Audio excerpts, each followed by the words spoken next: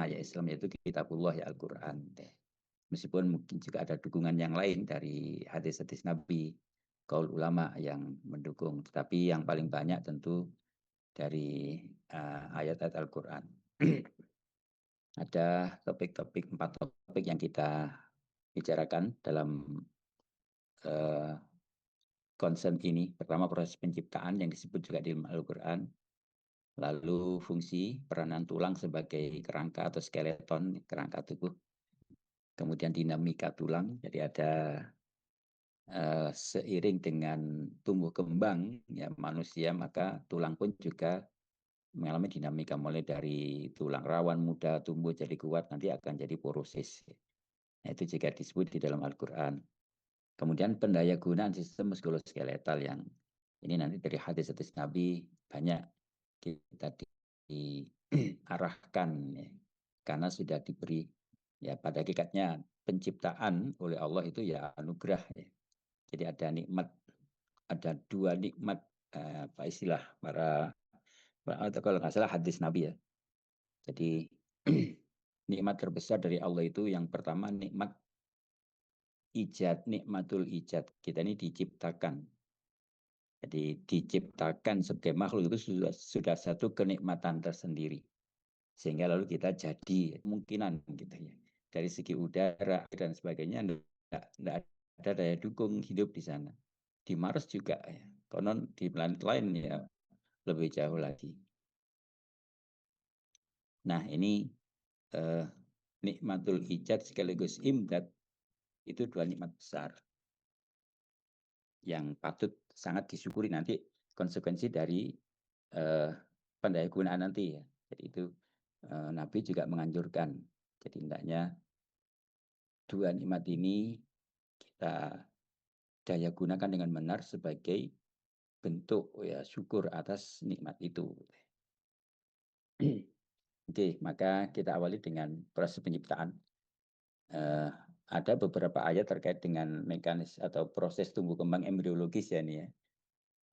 Jadi secara khusus Allah itu juga menyebut proses osteogenesis dan myogenesis, meskipun tidak detail ini ya fisiologik ya. Tapi Allah sebut itu istilah idhoman dan lahman. Jadi idhom itu tulang atau skeleton. Lahman itu otot-otot skeletal atau daging, kalau di bahasa Arabnya daging itu kan skeletal muscle. Nah, itu yang lalu jadi pusat kajian kita di blog ini ya. Ini di surat Al-Mu'minun ayat 14. Summa kholaq, ayatnya panjang ya, ini potongannya saja. Lalu aku ciptakan dari nutfah menjadi alaqah. Jadi alaqah itu embrio yang berimplantasi. Fa khalaqnal alaqata mudghatan, lalu berkembang lagi jadi janin ya, kalau apa namanya, kalau sudah sempurna itu. Fa khalaqnal mudghata idzoman. Nah, setelah lengkap itulah maka Allah menciptakan idzoman, tulang. Jadi dari sel yang tadinya hanya satu ya, sigot itu berkelifik atau membelah diri menjadi blastosis, sel yang banyak, lalu berdiferensiasi. Jadi mula-mula jadi 2 kelompok besar, embrioblast dan trophoblast namanya. Trophoblast nanti jadi plasenta dari pendukung, embrioblast jadi tubuh embrio sendiri. Embrioblast nanti berdiferensiasi lagi, ada 3 germinal layer namanya lapis benih, ada ectoderm, meso, sama endoderm. Dari mesoderm inilah nanti membentuk tulang-tulang dan daging atau otot skeletal. Kalau ectoderm membentuk otak, kulit, dan segala derivatnya, mata. Kalau endo atau endoderm membentuk saluran cerna dan beberapa organ pendukung di sekitarnya. Nah, jadi begitu sistematik proses penciptaan ini gitu. Maka Allah pakai istilah kholakna, aku ciptakan itu. Yang tadinya selnya itu ya seperti umum sel yang lain, tapi ini berdiferensiasi dengan sangat ekstrim ya, bahkan sangat jauh berbeda antara sel otot, sel tulang, sel saraf, itu kan sangat berbeda, sangat ekstrim perbedaannya. Jadi di sini Allah sebut ada mudghah. Sebentar. Fit mulai habis. Ada tamu Fit. buka nasi.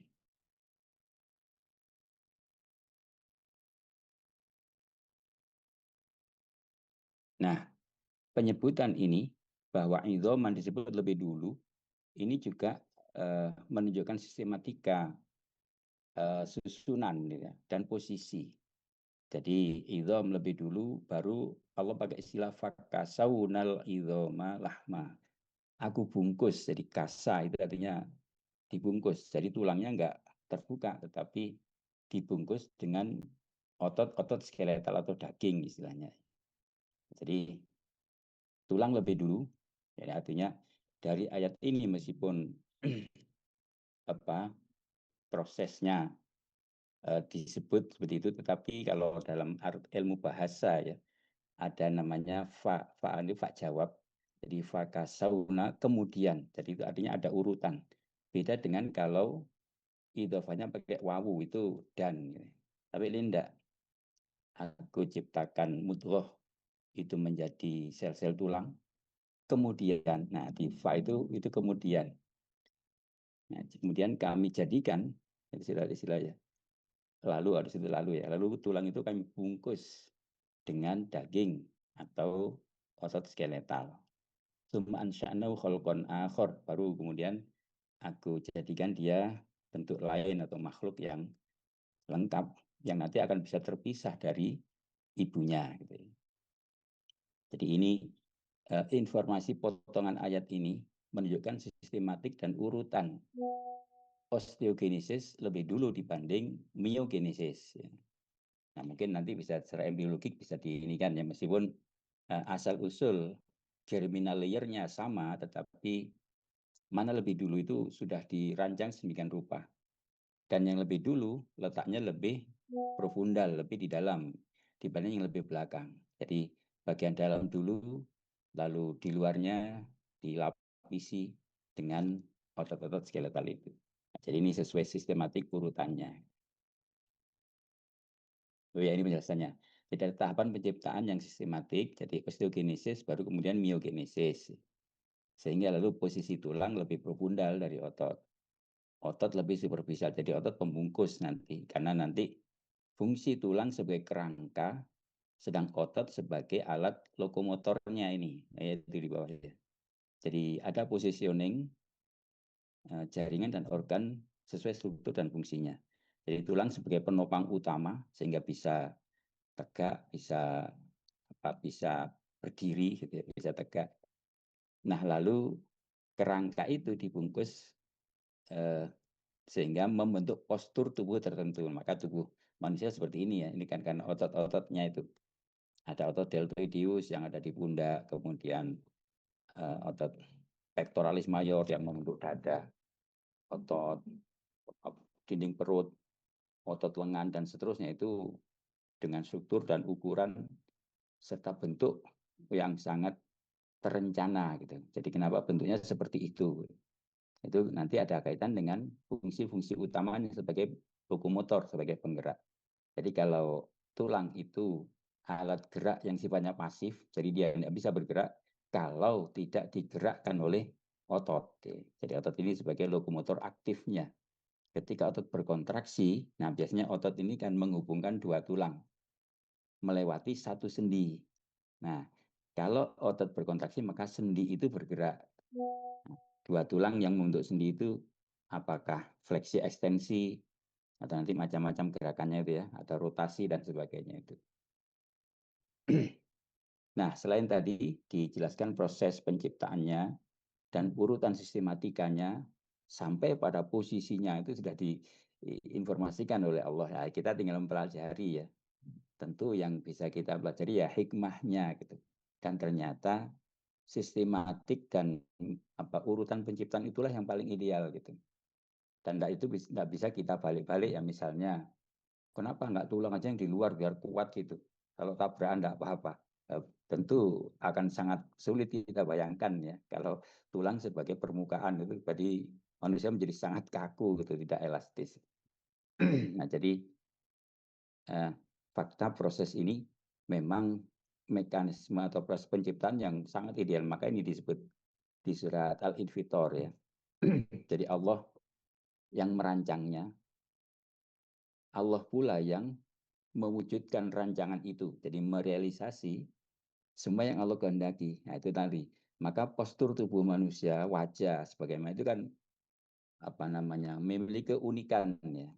Misalnya apa sekarang ini yang unik, seluruh manusia tidak ada yang sama. Misalnya sidik jari gitu ya.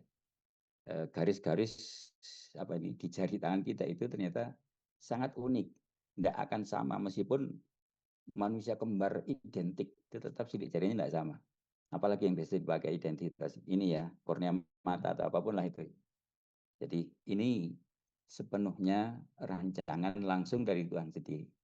Maka disebut di Al-Invitor, alladzi khalaqaka fasawwaka fa'adalaka. Dialah zat yang menciptakan kamu, yang menyusun, jadi sawwa tadi itu. Menyusun struktur tubuh kamu ini secara ideal, sangat seimbang, proporsional gitu. Adalah itu seimbang atau proporsional. Jadi kenapa panjang tulang femur sekian, kenapa panjang tibia sekian gitu. Kenapa di pergelangan itu tulangnya pendek-pendek, lalu tarsal itu agak panjang untuk menapak gitu. Lalu kalau digigit atau tulang-tulang jari seperti itu. Nah ini semua tentu ada kaitan dengan nanti fungsi fisiologiknya gitu.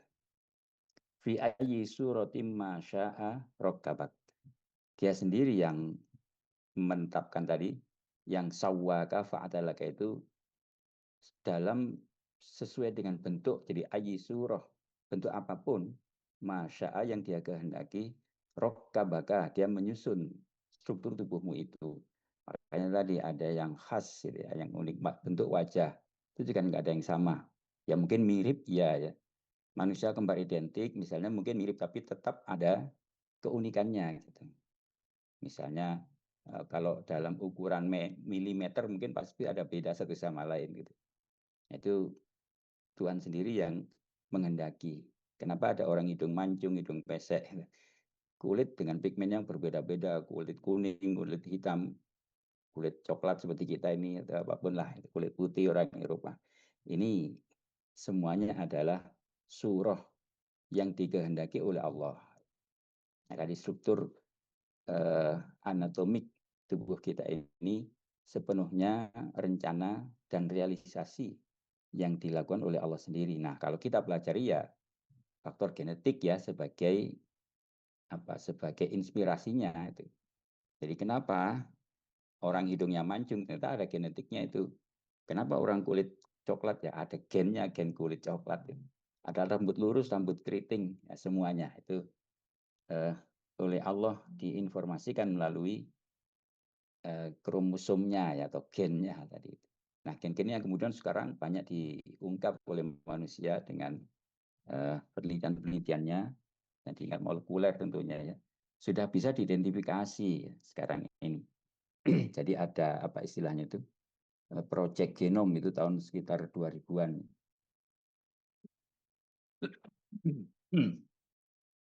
Itu baru selesai pada tahun 2011 ini. Seluruh kromosom manusia yang berjumlah 46 ini sudah ada petanya, ada peta kromosomnya itu. Jadi di masing-masing lengan dan lokusnya, jadi lengan kromosom nomor 1 misalnya itu kan berpasangan ya. Dua kromosom nomor 1 ini sudah ada petanya, gen apa saja di keseluruhan lokus di keempat lengannya itu kan ada dua lengan P, dua lengan Q gitu ya. Itu kan berisi lokus-lokus gen. Jadi lokusnya ini sudah dipetakan. Karena ini sangat banyak dulu makan waktu beberapa tahun, mungkin hampir 10 tahun lebih ya. Dan ini dikerjakan oleh banyak banyak center, banyak pusat penelitian di Amerika, Eropa, Asia termasuk Jepang. Yang terakhir itu di deklarasi kromosom Y yang pada laki-laki ya, kalau X dulu. Kromosom Y pada laki-laki itu yang paling akhir dipetakan di senternya di Jepang. Jadi kalau pengen tahu, tapi ini center ini tergabung ya, terintegrasi. Jadi kalau pengen tahu peta kromosom nomor 1 sampai 23 dan pasangannya tentunya pada masa sekarang itu sudah ada. Tapi saya tidak tahu sandinya seperti apa itu sudah dijadikan referensi utama siapapun yang meneliti boleh. Nah, tentu dengan prosedur tertentu ya, saya belum pernah ini sih. Tapi disampaikan seperti itu. Jadi sekarang banyak pusat-pusat penelitian tadi itu mengidentifikasi. Jadi kenapa atau apa saja yang penentu warna kulit, jenis rambut dan seterusnya itu sudah ada petanya, ada peta genetiknya. Nah, ini yang kemudian beberapa dilakukan apa rekayasa misalnya ya. Misalnya untuk kepentingan-kepentingan medik itu juga cukup banyak. Misalnya gen penentu diabetes itu kan ada. Konon itu cukup populer beberapa tahun atau mungkin dekade yang lalu. Sehingga kalau itu diterima atau di apapun itu, maka orang ini tidak punya bakat mengalami diabetes. Padahal sekarang kan penyakit yang paling populer ya. Tapi juga tentu nggak selesai di situ ya. Ternyata gen itu tidak berdiri sendiri. Jadi dia akan menyandi satu struktur atau satu fungsi itu juga terkait dengan gen-gen yang lain gitu. Mungkin kita mengetahui gen penentu warna kulit misalnya. Ada di kromosom nomor berapa, lengan apa, lokus keberapa itu kan bisa. Kalau ini kita isi gen yang kulitnya tertentu, misalnya kita tahu kalau kulit itu apa gitu ya. Orang Afrika yang harusnya gennya kulit hitam, kalau itu kita ambil lokus itu, kita beri gen dari orang Eropa. Apakah otomatis jadi putih? Ternyata belum tentu gitu. Karena ada kaitan juga atau dipengaruhi juga gen-gen yang lain gitu ya. Lokus-lokus yang lain nanti juga harus sama seperti Eropa semua gitu. Artinya tidak bisa berdiri sendiri ternyata. Nah, meskipun ada dominasi ya, waktu itu ternyata sangat kompleks. Nah ini memang penelitian atau ilmu tidak akan habis ya, tetapi Allah sudah informasikan seperti itu dan manusia setapak atau setahap demi setahap mampu mengungkap ya rahasia-rahasia ilmu yang diberikan oleh Allah. Jadi ya, ini kalau kita interpretasi dari statement Allah ini, saya sendiri yang merancang dengan susunan yang sangat proporsional sesuai dengan kehendak saya. Nah, tadi itu ada yang kulit hitam, kulit putih, ada yang mancung, ada yang pesek, ada mata lebar, mata sipit. Semua itu ada dalam suratin masya kabat. Satu tampilan, satu postur, atau satu uh, fenotip ya kalau bahasa ini, yang memang disusun oleh Allah seperti itu. Nah, dibandingkan dengan makhluk-makhluk yang lain, ternyata memang struktur dan postur manusia inilah yang paling proporsional ya dibanding makhluk lain. Jadi misalnya ikan, ular, gajah, atau apapun ya hewan-hewan ya, utamanya yang dabah. Mungkin ada yang mirip gorila misalnya. Kalau gorila masih tangannya lebih panjang dari kakinya. Nah, itu ternyata juga terkait dengan fungsi hidupnya yang bergelantungan di pohon misalnya. Dan lain-lain. Jadi hidungnya nggak ada gorila mancung, pesek semua. Nah, jadi kalau manusia jauh lebih ideal. Ya tentu dalam sudut pandang manusia ya. Bisa jadi bagaimana menurut gorila ya nggak tahu karena mereka bukan manusia. Tetapi Allah yang katakan Laqad khalaqnal insana fi ahsani takwim. Surat Abin ayat 4 ini. Allah sendiri juga yang mendeklarasikan struktur terbaik dari seluruh makhluknya ini ya manusia. Meskipun ada yang mirip-mirip tapi tidak sebagus atau tidak sebaik atau seproporsional manusia. Di samping nanti tentu ada tambahan lagi yaitu akalnya ya kemampuan bernalarnya yang memang hanya ada pada manusia. Gitu. Kalau hewan tidak diberi. Tapi dari sisi postur Tuhan sendiri yang katakan sebagai pencipta, Allah katakan sungguh manusia itu aku rancang dalam bentuk yang terbaik. Jadi ahsani takwim. Takwim itu postur. Bahasa Jawanya detek apa namanya posturnya. Nah, yang dimaksud ini adalah ideal dan proporsional dalam hal struktur anatominya maupun histologinya bahkan fungsi ini kalau kita urai ya seperti itu. Jadi kenapa ada sel-sel epitel, kenapa ada sel-sel otot, sel saraf dengan masing-masing tadi fungsi dengan posisi masing-masing yang sangat tepat gitu. Jadi tidak terbalik-balik. Misalnya sel epitel yang sifatnya squamous ada di permukaan seperti kulit kita ini squamous karena dia mudah terkelupas dan mengalami desquamasi. Sedangkan yang lapisan paling bawah yang beregenerasi namanya stratum basalis, mungkin bentuknya masih agak agak apa namanya agak primitif ya, misalnya kuboid atau bundar gitu, karena letaknya paling bawah untuk regenerasi dan lain-lain. Nah itu semua, jadi bahkan masing-masing sel atau jaringan itu sangat proporsional ya, sesuai nanti dengan fungsinya tadi. Tetapi Allah juga ingatkan di ayat berikutnya di surat Ad-Din, sungguh pun manusia itu secara postur dikatakan ahsani takwim, tapi Allah itu juga ingatkan akan bisa merosot jadi asfala safilin. Apa artinya postur ideal, postur terbaik, tetapi nah ini tentu terkait dengan perilaku ya, atau kualitas manusia yang tidak bagus, yang tidak manfaat misalnya, yang bahkan justru menjadi sumber petaka bagi makhluk Allah yang lain, itu disebut asfala safilin. Kenapa banjir di Sumatera bagian utara itu menakan korban hampir 1.000 ya, mungkin sudah 1.000 ya korbannya itu banyak ya. Itu kan ternyata juga ada apa pembalakan hutan di sana. Katanya begitu, buktinya banyak kayu gelondongan yang tergergaji itu teriris. Nah ini kira-kira perilaku itulah yang disebut asfala safilin. Apa artinya postur tubuh bagus, bisa berpikir, tapi perilakunya destruktif ya, tidak konstruktif. Itu yang dimaksud oleh Allah. Jadi idealitas bentuk sebagai bentuk yang terbaik bisa merosot menjadi makhluk yang paling hina. Kemarin Allah menyebut ya, dibanding hewan bisa lebih hina manusia gitu. Waliyadzubillah. Maka hanya iman dan amal solih yang bisa mempertahankan eksistensi manusia sebagai makhluk ideal tadi ya. Jadi ideal tidak hanya postur atau tampilan, tapi jangan lupa juga perannya itu ya. Manusia ini disebut oleh Allah sebagai khalifatan, sebagai apa bisa dimana pemimpin ya, makhluk yang paling utama di bumi ini dibanding semua makhluk yang lain. Jadi Allah itu menyebut ja'ilum fil ardi khalifah. Ada dua makna memang khalifah itu, ada yang artinya generasi yang berganti-ganti karena hidupnya terbatas lalu ganti generasi berikutnya. Tapi juga ada makna khalifah itu tadi pengatur, pengelola, diberi amanah untuk mengelola bumi ini sehingga bisa tetap bermanfaat bagi kehidupannya gitu.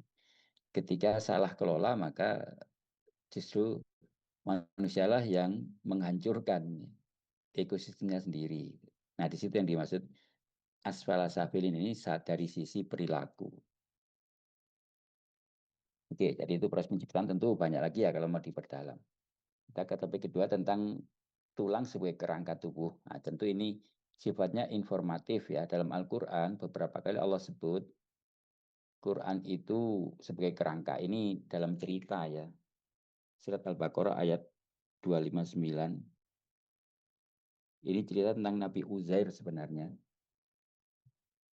Jadi dalam rangkaian ayat itu, ketika Nabi Uzair ini kalau menurut orang Yahudi, Nabi Uzair itu anaknya Allah. Gitu. Ada satu ayat, tapi tidak banyak disebut ya. Tapi ada seorang Nabi, bukan Rasul ya, namanya Uzair.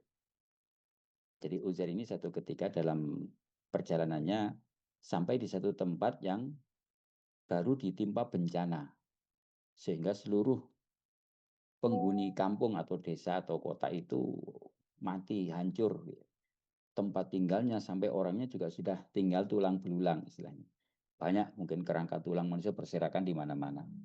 Maka Uzair itu punya pikiran gitu ya, bagaimana kalau sudah jadi tulang masa besok bisa dihidupkan lagi kan gitu. Itu ini ya. Jadi kaifatuhil mauta. Tuhan gimana engkau menghidupkan orang sudah mati yang sudah jadi, itu manusiawi ya, pengen tahu gitu. Akhirnya oleh Allah Nabi Uzair ini ditidurkan selama 100 tahun. Nah setelah tidur lalu dibangunkan lagi, ditanya berapa lama kamu tidur. Ya karena tidur tidak merasa sehari atau setengah hari. Dikatakan bukan, kamu sudah tidur 100 tahun. Nah tetapi ada keajaiban yang ditunjukkan oleh Allah. Nabi Uzair ini naik keledai ya. Jadi Waktu itu kendalanya keledai dan ada bekal makanan dalam itu. Nah, selama 100 tahun ternyata bekal makanannya justru utuh, tidak berubah. Tetapi keledainya sudah tinggal tulang karena sudah mati. Nah, maka ini di ayat 100, di ayat 259. Jadi itu tadi ayat sebelumnya ya. Ayat ini maka Allah katakan tandur ilal idhomi. Oh ya ini. Walinaj ala linnas. Jadi aku ingin jadikan bagimu sebagai bukti ayat bagi manusia. Sekarang lihatlah wandur ilal idhomi. Bagaimana tulang-tulang keledai, tulang keledaimu yang sudah jadi tulang mati, sudah 100 tahun mati itu. Sekarang aku hidupkan lagi. Jadi kaifanun shizuha summa naksualahma. Seperti tadi ya. Mula-mula tulangnya kan memang tulang nanti tulang ini yang paling kuat ya. Daging, kulit, sel-sel lunak pasti akan hancur lebih dulu kalau meninggal. Tapi tulangnya akan bertahan. Meskipun lama-lama juga akan hancur nanti. Nah, tulang-tulang ini kemudian disusun lagi oleh Allah. Jadi bergerak gitu lalu menyusun seperti kerangka. Jadi, kaifanun shizuha. Bagaimana aku menyusun kembali tulang itu. Jadi tulang-tulang digiti, tulang karpal, metakarpal, tarsal itu semuanya lalu nyambung-nyambung lagi, sambung tibia fibula, sambung femur, sambung kokse, sambung ke vertebri dan seterusnya. Nah, setelah sambung sumanak sualahma. Nah, kemudian Allah juga membuat dagingnya yang membungkus tulang itu sampai kulitnya lengkap dan organnya. Nah, falam mata bayana lahu qala a'lam anallahu ala kulli syai'in qadir. Ketika itu betul diperlihatkan kepada Nabi Uzair ya. Bagaimana Allah ya tentu tidak terlihat apakah ada tangannya Allah ya enggak. Tapi tulang itu sebingan rupa merangkai kembali lalu terbungkus tulang otot-otot lalu organ lalu kulit dan seterusnya dan hidup. Nah, jadi itu yang dilihat oleh Nabi Uzair tapi sendiri ya, tidak. Hati sebagai pembuktian atas apa tadi keingintahuan bagaimana Allah menghidupkan yang sudah tinggal tulang kita sangat mudah. Tidak sampai 1 jam mungkin ya, sudah utuh lagi dengan proses yang sangat cepat tadi itu. Nah, ini diceritakan itu pada Nabi Uzair. Ada lagi yang mirip yaitu Nabi Ibrahim juga ya. Jadi ayatnya berdekatan dengan ini. Kalau nggak salah sebelumnya atau ini saya lupa. Jadi dua nabi ini meminta atau bertanya hal yang sama pada Allah. Tapi kalau Nabi Ibrahim berbeda. Ini bahkan kalau Nabi Ibrahim secara sengaja ya, disuruh mengumpulkan 4 ekor burung gitu ya, dengan jenis yang berbeda-beda. Lalu burung ini disembelih, lalu dimutilasi. Ya, jadi kepalanya dilepas, disembelih ya, kaki satu sama lain, terus dicampur. Jadi ada burung merpati, ada burung merak, ada burung apa saja itu 4 macam yang berbeda-beda jenis, suruh motong, dipotong yang kecil-kecil gitu, terus disuruh membagi di 4 puncak bukit. Dan ini maksudnya tempat yang sangat berjauhan ya. Setelah itu Nabi Ibrahim disuruh memanggil kembali ke 4 burung tadi. Ternyata kembali semuanya dan terbang lagi utuh. Gitu. Nah, itu contoh-contoh aja. Dan ini memang diinformasikan oleh Allah. Jadi Allah sangat mudah. Nah, tapi ini yang dimaksud ini kerangka ya. Jadi ini bahasan kita kalau dari ceritanya itu, posisi tulang itu memang ditetapkan oleh Allah sebagai kerangka tubuh atau skeleton bahasa gitu ya. Karena dia yang kuat, yang sangat keras dan bahkan juga punya fungsi-fungsi lain. Itu nanti mungkin sudah dipelajari di sana ya. Fungsi tulang sebagai penyimpan mineral misalnya, sebagai kerangka, sebagai alat gerak dan sebagainya itu banyak sekali. Tempat hemokinesis, pembentukan darah. Nah, itu fungsi tulang. Nah, sebagai kerangka tubuh, tulang dibuat dengan banyak variasi dan sangat fungsional. Tulang panjang, tulang pipi, pendek, dan lain-lain. Masing-masing itu pada posisi dan fungsi yang sangat tepat. Ya. Ada yang sebagai penopang tadi, sebagai pelindung, sebagai penyusun sendi, dan lain-lain. Jaringan sangat kuat tapi cukup ringan. Ada bagian matriks yang keras, ada juga bagian yang spons, ya, yang berongga-rongga itu. Nah, di rongga-rongga inilah atau di trabekula itulah nanti biasanya tempat beradanya sumsum ya atau sel-sel yang lebih lunak. termasuk sel-sel stem sel dari tulang itu sendiri yang untuk regenerasi. Itu jika tempat terdapat biasanya di permukaan dalam atau endosteum namanya. Biasanya ada osteoklas, ada osteosit, bahkan osteoblas, yaitu yang paling dasar. Nah, itu sehingga tulang itu akan selalu dinamik. Jadi ada sama seperti umumnya sel yang lain ya. Ada sel-sel yang kemudian mengalami nekrosis kematian, tapi juga ada pembentukan sel tulang baru. Nah, begitu seterusnya. Nah, ini tulang untuk beragam sendi dengan jenis gerakan yang sangat variatif, ada rotasi, pronasi, supinasi, abduksi, aduksi, fleksi, ekstensi, sirkumduksi, dan lain-lain. Semua itu berada pada posisi yang sangat tepat dan ideal. Jadi, kenapa siku hanya fleksi ekstensi? Kenapa yang sirkumduksi yang menyeluruh itu ada di bahu sama di femur? Ini kan sesuai dengan rancangannya. Jadi kalau misalnya dirubah misalnya, itu kan lalu menjadi kurang fleksibel ya. Misalnya kalau sendi femur dengan koks itu hanya fleksi ekstensi, itu kan seperti robot nanti, hanya ke depan belakang, misalnya. Tidak bisa ke samping. Nah, kalau kita kan bisa. Jadi bentuknya apa itu ball and socket ya, bentuk sendinya itu sendi apa namanya, bola dan mangkok gitu ya, sehingga bisa bergerak ke segala arah. Atau dibalik, kenapa enggak yang di siku yang bergerak ke segala arah itu kan akan sulit sekali nanti memegang misalnya. Nah, jadi mana bisa ekstensi fleksi saja, mana yang bisa ke segala arah, mana bisa rotasi saja misalnya di leher ini dan seterusnya. Atau digabung ya, misalnya leher kita kalau antara tulang yang paling atas namanya atlas ya dengan tulang oksipital tengkorak kepala itu bentuk sendinya kan sendi geser ya. Jadi sendi pelana, sendi apa namanya permukaan gitu. Sehingga bergeraknya lebih bebas ya, rotasi tapi juga bisa fleksi ekstensi. Tapi kalau atlas dengan aksis ya, tulang leher pertama dan kedua itu hanya rotasi saja untuk menoleh ke kanan kiri, nggak bisa ke depan belakang atas bawah. Nah, sehingga kalau gerakan noleh itu antara atlas dengan aksis, sedangkan kalau ke depan bawah ini ya melibatkan oksipital sama atlas, bahkan mungkin juga apa itu gerakan berputar misalnya. Nah, itu bisa secara bisa berkoordinasi ya antar sendi itu. Nah, ini rancangan-rancangan yang sangat sistematik. Nah, kemudian dinamika tulang. Jadi tulang itu dikatakan tadi sangat dinamis meskipun dia sel yang paling keras dalam tubuh ya. Ternyata tidak statis. Jadi selalu ada tadi ada nekrosis tapi juga ada genesis tulang-tulang baru. Jadi merupakan jalan dinamik mengikuti ketentuan penciptanya yaitu sunatullah. Nah, awalnya tulang ini seperti kalau kita pelajari di osteogenesis ya, lemah ya, tulang rawan biasanya ya. Kan kalau kita tahu ada dua teori. Ada kalau tulang-tulang pipih itu apa namanya? Saya lupa. Jadi yang satu ada dua macam ya. Kalau tulang panjang juga modelnya sendiri. Ada punctum ossification, titik-titik pusat penulangan gitu. Nah, itu yang eh, saya lupa ada dua ya. Kalian mungkin sudah masih ingat. Mohon maaf ini apa terbatas memori saya. Jadi dua macam model osteogenesis itu. Ada yang intramembranosa, ya, saya ingat. Dan satu lagi apa itu.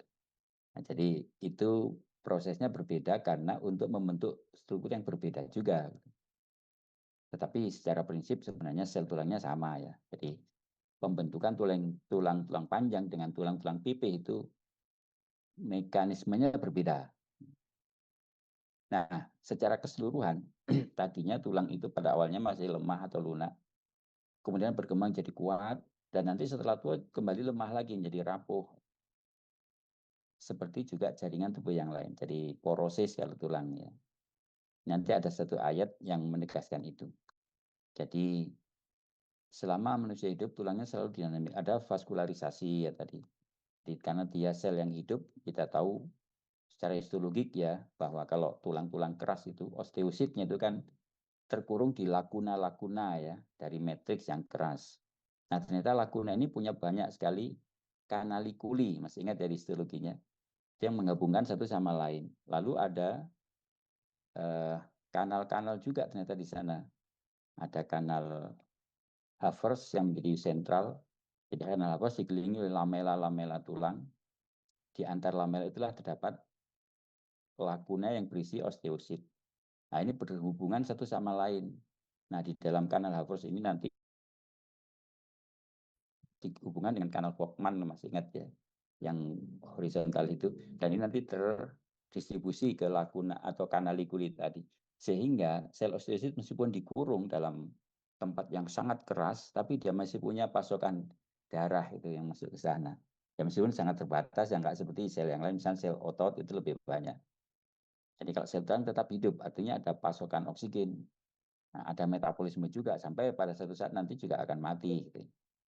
Jadi itu vaskularis. Ada inervasi juga. Jadi di tulang pun juga ada inervasi pensarafan. Ada deposisi mineral, juga ada pembongkaran. Jadi nanti melibatkan ternyata juga ada hormon gitu ya. Misalnya paratiroid, hormon apalagi kalsitonin. Jadi kalau penimbunan mineral utamanya Ca ya, Ca dan Mg yang paling banyak, dan fosfor. Ca, Mg dan fosfor itu yang paling banyak membentuk tulang, tapi yang paling dominan adalah kalsiumnya itu. Itu deposisi kalsium di tulang ini sebagai tempat penyimpanannya ya. Tapi setiap saat nanti kalsium juga bisa dibongkar lagi. Jadi kalau osteosit itu yang menimbun Ca, kalau osteoklas itu nanti yang membongkar Ca. Ketika kadar mineral Ca dalam darah berkurang, maka itu banyak diambil yang paling cepat ya dari tulang itu. Jadi osteoklas akan bekerja sangat, nanti meskipun melibatkan enzim-enzim juga ya, ada hormon juga. Itu secara seimbang, ada mekanisme keseimbangan. Juga ada proses porosis tadi ketika menua, ketika bahan baku untuk pembuatannya itu berkurang misalnya. Di samping juga metabolismenya juga menurun ya, maka terjadilah porosis atau kekeroposan tulang, rapuh istilahnya. Ada juga remodeling ketika ada kerusakan di sini. Fraktur itu ternyata bisa di remodeling, tentu tadi juga ada kaitan dengan dinamikanya ya. Kalau masih anak-anak biasanya remodeling cepat. Tapi kalau orang lebih tua biasanya lebih lambat. Bahkan bisa terjadi itu. Ya, tadi tergantung kondisinya. Nah, surat Ar-Rum ayat 54 yang tadi menjelaskan mulai dari dhofin, lalu kuat, lalu menjadi dhaif lagi. Jadi Allahul ladzi khalaqakum min dhofin. Ini memang secara keseluruhan ya, tubuh manusia itu pertama diciptakan oleh Allah lemah. Tadi itu kan hanya satu sel, berkembang sampai jadi bayi, sampai saat lahir itu pun masih sangat lemah gitu, belum bisa apa-apa kan begitu lahir, meskipun sudah sempurna belum bisa duduk gitu, apalagi berdiri ya. Bertahap itu. Jadi mungkin hanya mula-mula hanya telentang aja, belum bisa, hanya bisa bersuara gitu ya. Nah, lalu lama-lama bertahap secara gradual mulai bisa bergerak, mulai bisa tengkurap, mulai bisa duduk, mulai bisa berdiri, jalan dan seterusnya. Itu secara bertahap. Jadi mula-mula kamu itu dhofin lemah. Summa jalan ba'di dhofin kuatan. Nah, seiring dengan tumbuh kembangnya dari bayi, balita, anak-anak sampai remaja, dewasa itu menjadi kuat. Jadi kekuatan. Summa jalan ba'di kuatin dhoffa wa syaibah. Tapi setelah kuat itu, tadi bahasan seperti saya ini sudah mulai menurun ya. Sudah 60 lebih. Ya, itu setelah kuat lalu menjadi dhofan, lemah lagi, dan syaibah, beruban ya, syaibah berubah itu, rambutnya yang tadinya hitam mulai putih, pigmennya mulai berkurang dan seterusnya. Termasuk juga kekuatan tulang maupun ototnya ya, juga. Saya lebih-lebih karena penyakit ini lebih sangat drastis penurunan massa ototnya itu, sehingga turun sampai sempat 10 kilo, tapi sekarang naik lagi sudah 2 kilo lagi tambahan. Tapi masih di bawah dari biasanya 60 sampai 61. Sekarang tinggal 52. Jadi sempat drop beberapa sebulan yang lalu sampai 50, berat badan saya tinggal, jadi turunnya besar. Tapi ini karena penyakit. Tapi meskipun tanpa penyakit, ya seperti itu. Orang tua pasti akan semakin atropik ya, jaringannya sehingga mengecil. Yakhluqu ma yasha, Allah menciptakan apa yang Dia kehendaki. Wahwal alimul qadir, Dia Maha mengetahui dan Maha kuasa. Jadi ini dinamika tulang, dinamika tubuh, tapi juga termasuk tulang. Dinamika tulang juga seperti itu. Nah, di surat Maryam ayat 4 ini juga ada pernyataan dari Nabi yang sudah tua, Nabi Zakaria gitu ya, bahwa tulang-tulangnya sudah lemah. Nah, ini maksudnya tidak porosis. Qala rabbi inni wahanal azmu minni. Wahana itu lemah tulang-tulangku ini. Wasta'ala ra'su syaiba, dan kepala saya sudah penuh dengan uban. Itu maksud sudah tua waktu itu ya. Walam akum bidu'a ikorobi syakia, dan aku tidak putus asa untuk berdoa kepada Allah karena ingin punya anak ya. Jadi Nabi Zakaria ini punya keponakan namanya Maryam, itu anaknya Imron, yang itu saudaranya Nabi Zakaria, atau istrinya, pokoknya itu bersaudara. Sehingga Maryam itu keponakannya. Sejak kecil diasuh oleh Nabi Zakaria, lalu tumbuh jadi perempuan yang solihah. Lalu punya anak namanya Nabi Isa itu. Tapi sebelum itu keponakannya kok jadi begitu solihah sehingga Nabi Zakaria sangat ingin punya anak. Waktu itu sampai tua belum punya anak. Padahal istrinya mandul, ya. Dan beliau sendiri sudah, tapi oleh Allah diberitahu bahwa kamu akan punya anak. Maka dia itu mengadunya seperti ini. Tuhan, saya ini kan sudah lemah, sudah tua, tulang saya sudah lemah. Tapi oleh Allah dijawab, ya demikianlah Allah bisa menciptakan. Meskipun kondisinya sudah seperti itu. Jadi bisa saja Allah menciptakan apapun yang Allah kehendaki. Namanya. Jadi Allah Maha Kuasa. Nah, akhirnya Nabi Zakaria baru punya anak namanya Nabi Yahya. Di usia beliau yang sudah sangat tua, ya nggak tahu, nggak disebutkan, tapi mungkin 90 atau berapa gitu. Yang umumnya orang sudah tidak produktif lagi, tapi ternyata bisa. Jadi memang oleh Allah dijadikan sebagai ayatannya. Nanti akan ada dua sebutan yang berbeda.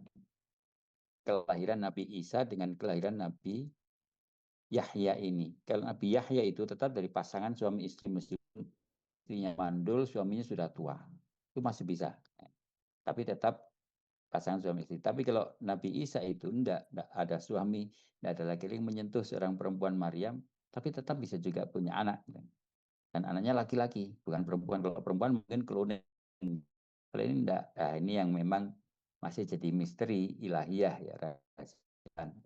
Tapi Allah Islam berbeda. Kalau Yahya itu ja'alna, aku jadikan, artinya ada mekanisme reproduksi yang biasa, meskipun tadi tidak mudah ya, karena sudah sangat sulit, karena mandul tuh masih bisa. Sedangkan kalau Isa itu memang bahkan tidak ada proses konsepsi, hanya dari seorang perempuan bisa. Maka Allah pakai istilah kholakna. Jadi seperti menciptakan Adam, menciptakan Hawa, dan menciptakan Isa. Sedangkan yang lain manusia umumnya itu ya melalui mekanisme reproduksi yang normal gitu. Jadi itu mekanisme atau proses penciptaan ya manusia oleh Allah. Nah, jadi yang ingin diambil di ayat ini bahwa tulang itu kalau orangnya sudah lansia ya pasti tulangnya lemah lagi, keropos. Maka dianjurkan ya para lansia itu menjaga asupan ininya ya, makanan yang bisa mendukung terjaganya kesehatan tulangnya itu. Nanti jika ada mekanisme-mekanisme yang diajarkan. Nah, tulang adalah jaringan paling kuat dengan fungsi sebagai kerangka tadi itu.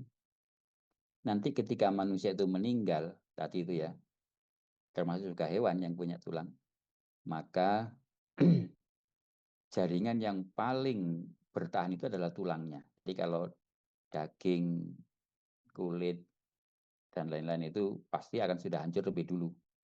Tapi tulang inilah yang masih tetap bertahan. Nah, itu tadi di surat Al-Isra misalnya, wa qalu aidza kunna idzaman barufatan ain dalam busun. Seperti tadi Nabi Uzair ya, sudah jadi hanya tinggal tulangnya, bagaimana masih bisa dibangkitkan. bagaimana masih bisa dihidupkan lagi gitu. Bahkan di sini dikatakan warufatan sudah hancur, bahkan tulangnya sebagian mungkin sudah lebur juga. Ain dalam usun, apakah kita masih bisa dibangkitkan lagi? Kholqon jadi dan sebagai makhluk yang baru. Nah, dasar fakta ini diketahui bahwa tulang itu jaringan yang paling kuat dan bertahan paling lama setelah makhluk itu mati atau meninggal. Bahkan sampai ada paling akhir nanti ada satu tulang, namanya tulang tulang apa namanya? Tulang, kalau secara anatomik itu tulang sakrum ya, itu atau tulang ekor, pokoknya yang bagian belakang. Jadi vertebrae di bagian belakang itulah yang paling bertahan sampai hari kiamat nanti, itu tidak akan pernah hancur. Nah, konon dalam beberapa riwayat tafsir ya, dari tulang itulah nanti manusia ini hidup lagi. Jadi tidak tahu, mungkin tulang tengkoraknya sudah habis misalnya, yang lain, tapi tulang itu, tulang duduk atau apa istilahnya, itu tidak akan pernah bisa hancur. Itu beberapa riwayat ya, dari hadis Nabi. Nah, sekarang yang keempat, pendaya gunaan muskuloskeletal. Jadi Allah merintahkan pada manusia agar menggunakan penciptaan muskuloskeletal ini untuk beraktivitas ya, secara baik dan benar sebagai bukti syukur kepadanya.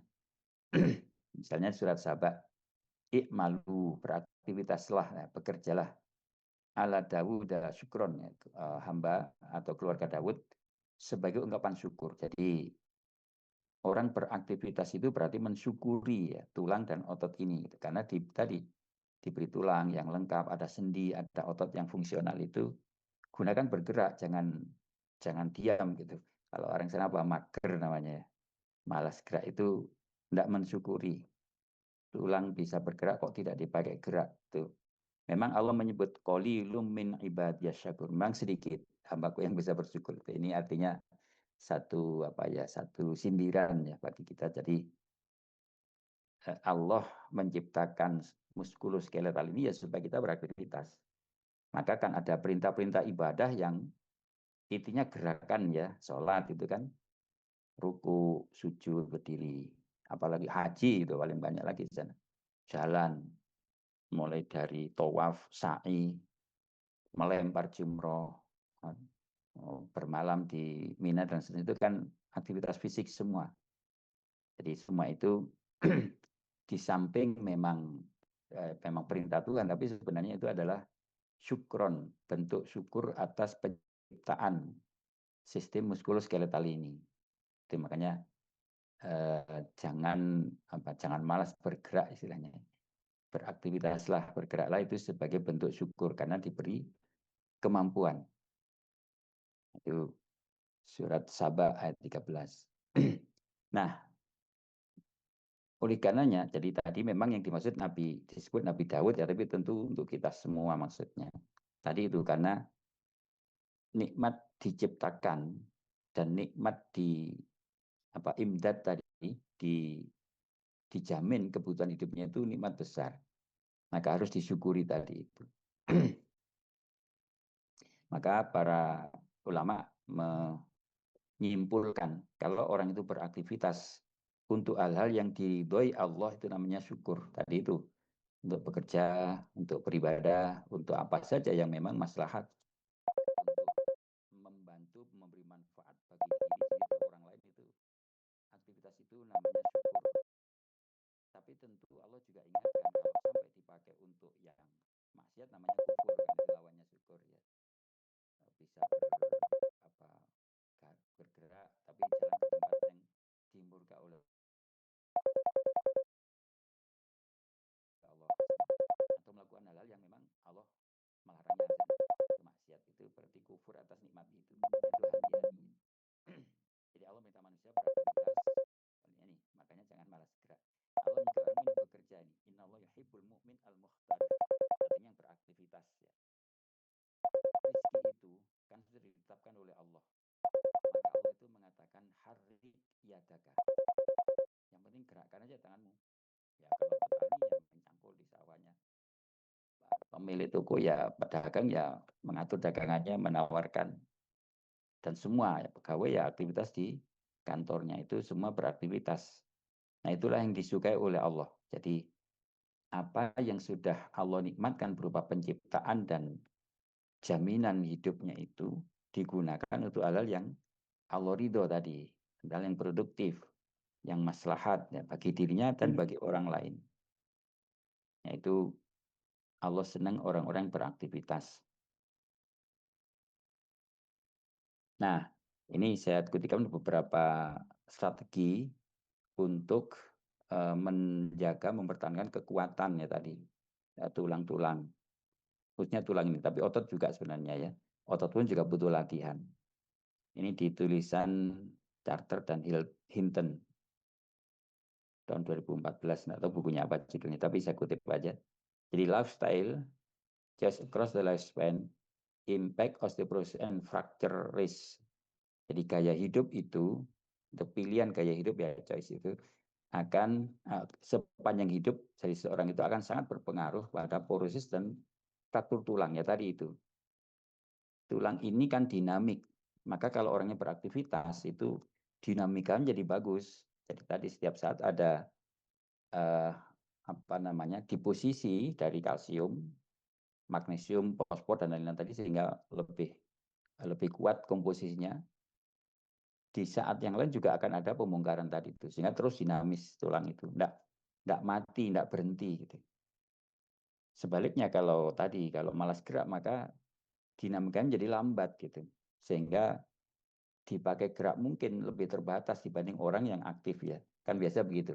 Kalau orang yang memang aktif itu, ini saya dulu punya ini ya, mbah itu. Ayah saya itu di usia 82 tahun itu masih sangat aktif.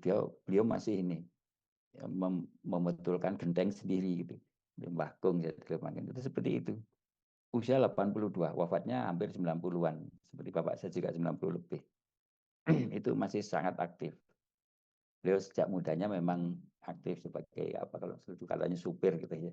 Supirnya pabrik di Blitar sana itu. Itu sampai seusia itu masih sangat aktif. Itu artinya dinamika tulangnya bagus.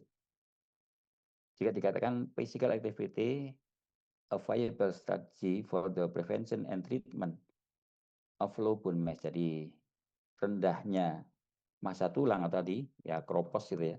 Ternyata itu bisa diatasi dengan aktivitas fisik. Jadi aktivitas fisik adalah strategi yang viable, strategi yang nyata gitu ya, untuk mencegah dan mengobati kekeroposan massa tulang tadi itu. Jadi bukan hanya asupan ya, asupan iya tentu, tapi jangan lupa perlu digunakan. Jadi kalau hanya diasup tapi nggak digunakan ya tetap akan menjadi stagnan itu nanti dinamikanya itu. Jadi kalau dipakai pasti nanti akan butuh gitu kan.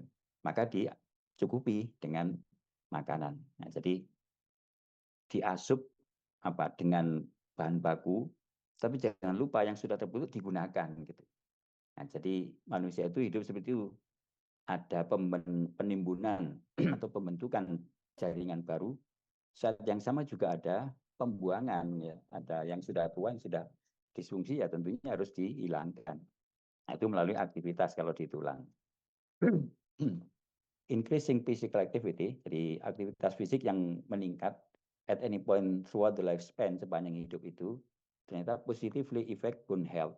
Jadi aktivitas itu secara positif berpengaruh pada kesehatan tulang. Jadi while reduction of physical activity can result in bone loss. Sebaliknya aktivitas yang berkurang, reduction, aktivitas yang berkurang bisa mengurangi juga massa tulang ternyata. Jadi tadi itu ya kropos ya. Jadi tidak cukup hanya diasup dengan saya tetap minum susu tiap hari, tapi tidak bergerak itu tidak ada gunanya gitu. Jadi tulangnya harus digerakkan. Jadi tadi ada dinamika yang bagus. Ini sudah populer sekarang pun menjadi menjadi fakta ya, fakta fisiologik. Memang seperti itu. Jadi orang-orang yang memang aktif ya pasti tulangnya kuat. Sedangkan yang tidak aktif ya tulangnya lebih lemah. Karena perlu exercise tadi ya. Nah, nanti juga ada pertanggungjawaban ini ya. Jadi sahabat Mu'ad bin Jabal mengatakan ada 4 pertanyaan ketika manusia di hari kiamat ini nanti hisab gitu ya, apa pertanggungjawaban itu. Ya, pertama tentu jasadnya. Ini nanti ditanya, digunakan untuk apa tadi itu ya. Kita diciptakan oleh Allah, diberi struktur yang sangat bagus, ideal, bisa beraktivitas dengan sangat bagus ini. Dipakai apa saja ini yang dimaksud aktivitasnya ya. Tentu tadi itu untuk aktivitas yang sesuai dengan apa yang Allah ridho tadi, bekerja, mencari nafkah, sebagaimana yang Allah perintahkan, yang halal, yang tidak melanggar, yang dilarang gitu. Lalu untuk ibadah-ibadah yang memang mahdoh, sholat, atau membantu orang lain, atau apapun lah di aktivitas itu nanti yang dipertanyakan. Jadi kalau enggak ya tentu akan ada sanksi ya. Yang kedua umurnya dihabiskan untuk apa? Jadi, tentu untuk hal-hal yang tadi produktif. Ilmunya dipakai untuk apa? Kalau punya pengetahuan ya tentu harus dimanfaatkan, tidak boleh disembunyikan. Hartanya juga bagaimana memperolehnya? Kalau hartanya ini dua pertanyaannya. Didapat dengan cara yang benar, halal. Kalau sudah dapat, digunakan untuk apa? Jadi apakah juga menggunakannya benar atau keliru? Jadi ada dua pertanyaan untuk harta. Makanya sejak mencari harus memilih ya, dengan cara-cara yang Allah ridho atau yang halal. Kalau sudah dapat pun menggunakannya juga harus dalam hal-hal yang Allah juga ridho. Ya. Jangan sampai dipakai yang melanggar larangan Tuhan. Nah, jadi empat hal inilah yang besok mesti dipertanggungjawabkan ya setiap manusia, maka tidak bisa menghindar. Nah, oleh karena ini Rasulullah menasihati kita, kullu sulama min, ada yang min apa di minan nas ya. Alai sadaqatun kul yaumin tatlu fi syamsu. Setiap hari sulama itu ruas-ruas tulang. Tadi itu ya. Kita ini berapa ruas tulangnya? 205 ya, apa 206 gitu. 206 tulang kalau nggak salah. Seluruh tubuh kita ini. Jadi termasuk yang di tengkorak dengan masing-masing, meskipun bentuknya suturi ya, bentuknya mengikat, tapi itu kan namanya sendiri-sendiri itu. Itu jumlah ruas tulang kita ini 206. Itu setiap hari harus disedekoi kata Nabi. Kulla yaumin tatlu fi syamsu. Setiap hari, setiap terbit matahari, tulang ini harus kita sedekoi kata Nabi. Karena tadi diberi tulang yang fungsional gitu. Alhamdulillah tulang frontalnya utuh sehingga otak terlindung. Parietal, occipital, tulang leher, tulang semuanya ini kan fungsional semua itu jangan lupa itu nikmat.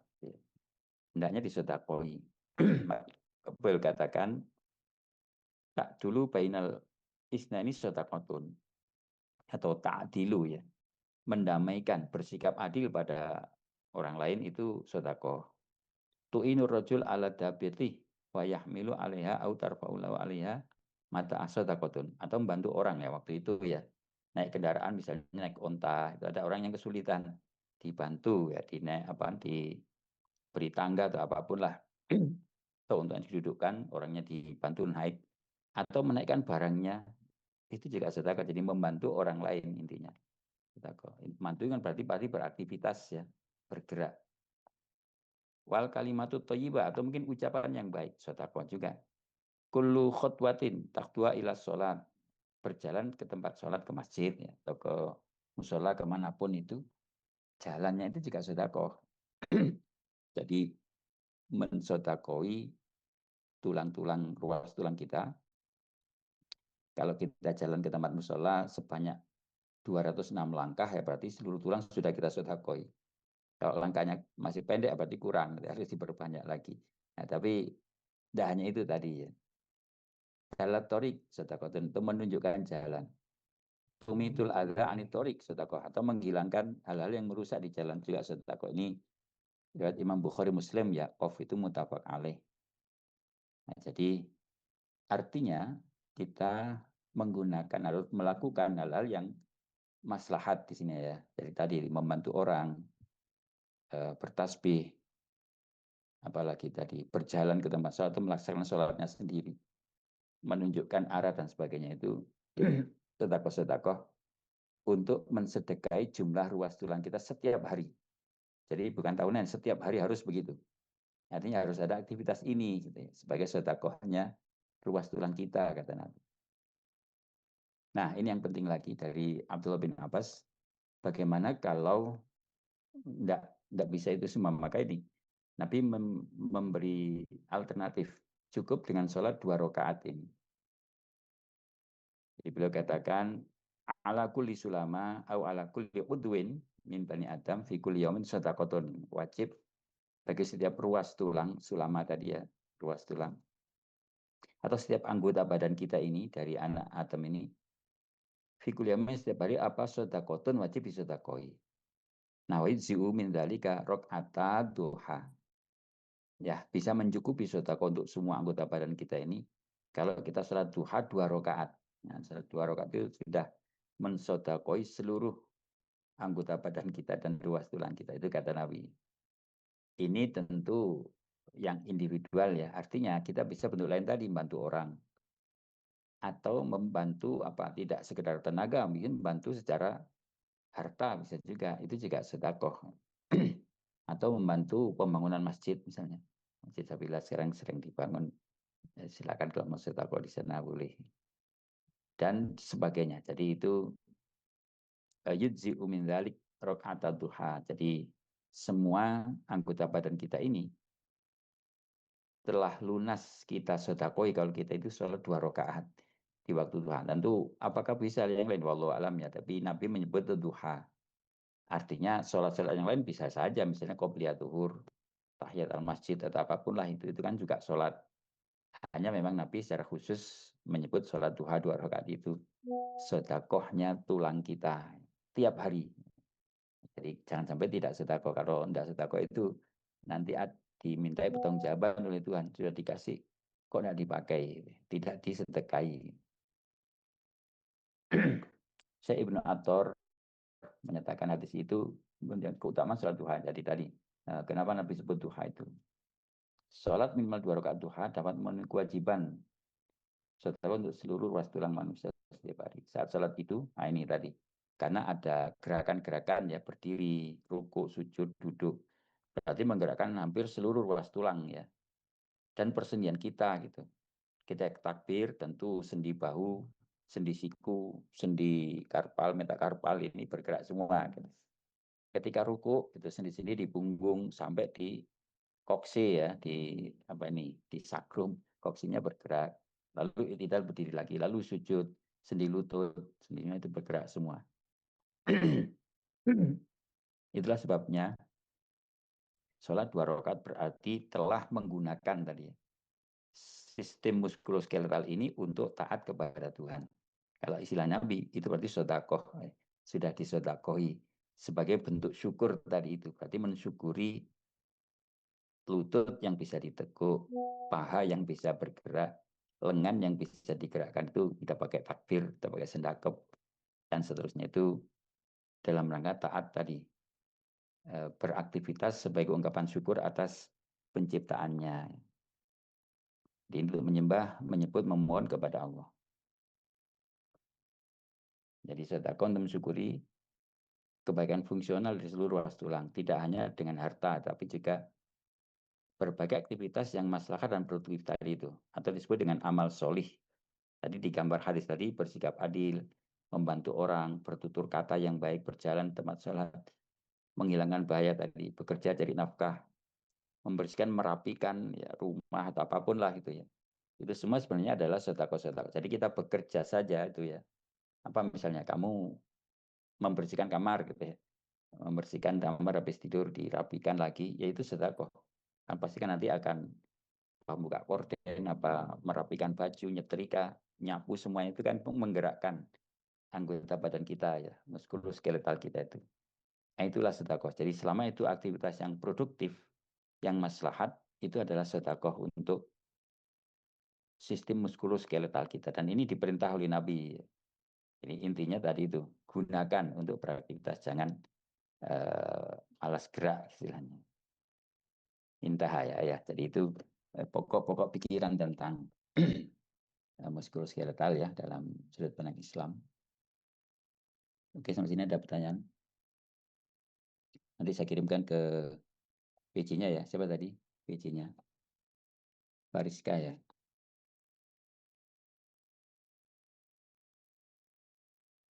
Gak ada? Kalau nggak ada, boleh kita akhiri dengan doa kafaratul majelis.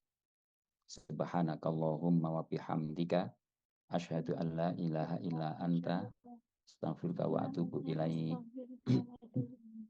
Assalamualaikum warahmatullahi wabarakatuh. Waalaikumsalam warahmatullahi wabarakatuh. Waalaikumsalam warahmatullahi wabarakatuh.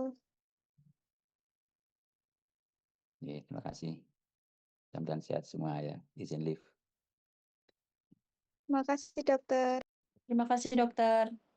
Sama-sama. Terima kasih dokter.